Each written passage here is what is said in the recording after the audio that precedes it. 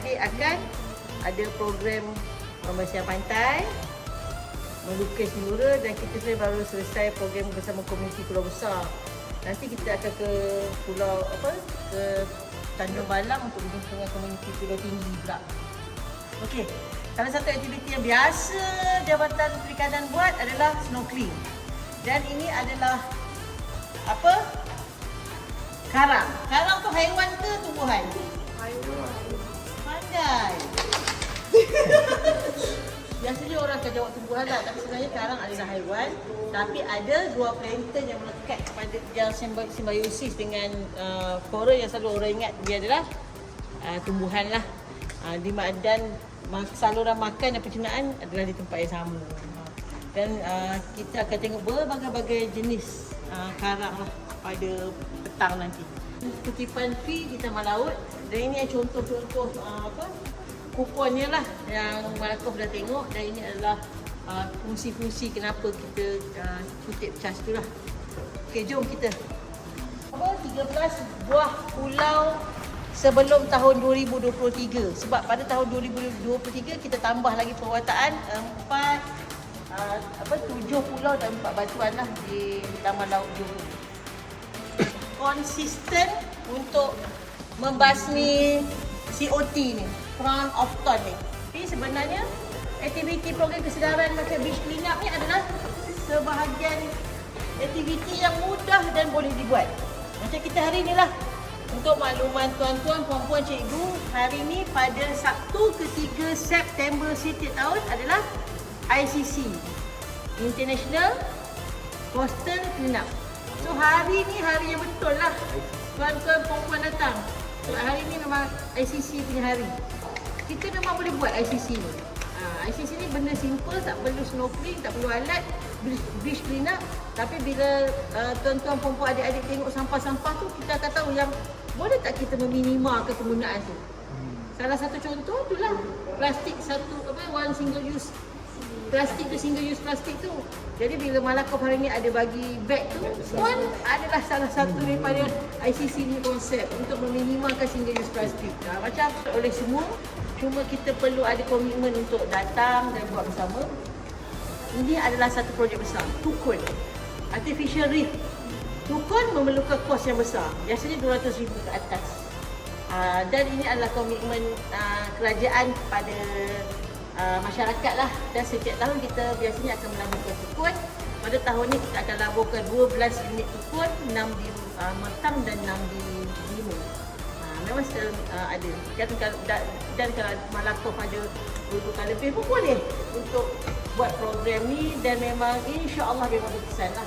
Selain menjadi alat untuk konservasi, sebab bukan tunda ni maknanya apa? Tunda tahun. Jadi kalau lah ada tukun ni, dia akan tersangkut lah, dan kawasan tu akan jadi kawasan yang terselamat daripada zon menunda.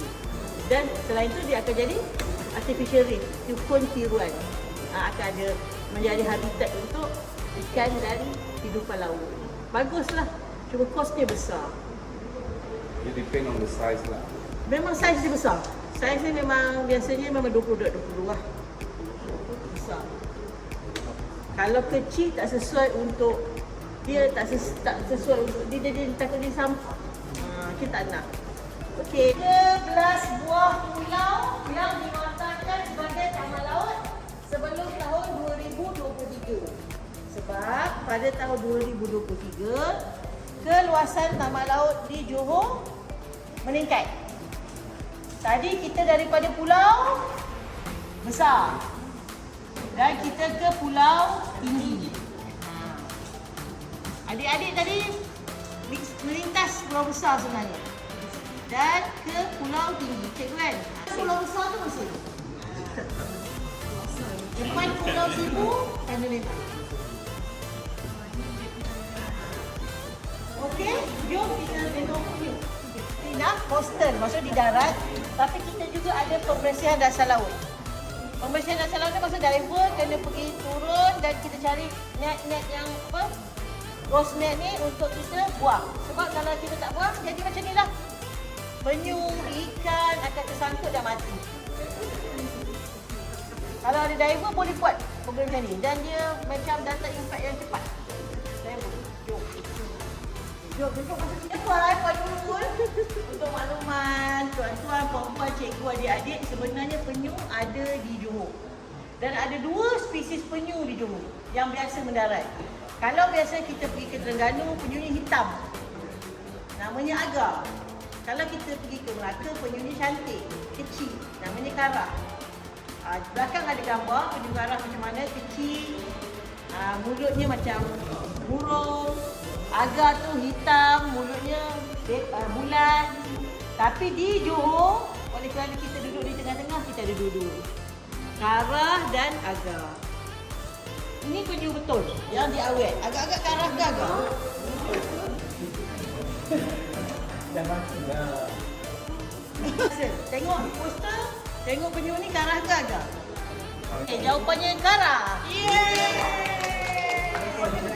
Tahu? Untuk makluman tuan-tuan, puan-puan, cikgu, adik-adik, 1983 Taman Laut ni disertifikat oleh UMM lah. Itu sebab kenapa Taman Laut pertama tu dilangkangi Taman Laut. Dan untuk makluman tuan-tuan, puan-puan, pada 1999 lah pusat ni ada.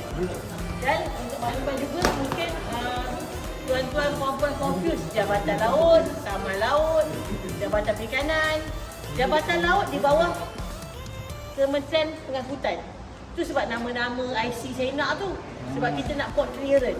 Kalau jadi apa-apa masalah kalau tak ada port clearance tu. Sebab kita nak nama dengan IC tu. Dia di bawah Kementerian Pengangkutan. Jabatan Perikanan di bawah Kementerian Pertanian. Jabatan Laut memang 2007 split. Tapi pada tahun 2018 masuk balik Jabatan Perikanan jadi cawangan Taman Laut di bawah Jabatan Perikanan. So berurusan dengan Jabatan Perikanan lah. Jelas tak? Ya. Itu confuse. Macam itulah. Itulah serba sedikit. Jadi kalau cerita pasal Taman Laut tu sebenarnya dah bawah Jabatan Perikanan Bali. Okey. Untuk sebenarnya sebelum tahun 2023 pun keluasan Taman Laut Johor dah terluas di semenanjung Malaysia. 765.50 segi. Pahang 66 je dan Terengganu 69. Lobster. Kita boleh tahan lagi, boleh lagi. Ikan tamban, sotong, macam mana? So inilah nursery-nya, inilah hatchery-nya. Dan itu sebab kena jaga. Itu sebab kita dalam gua batu tu no take zone tu memang kita no take zone betul-betul.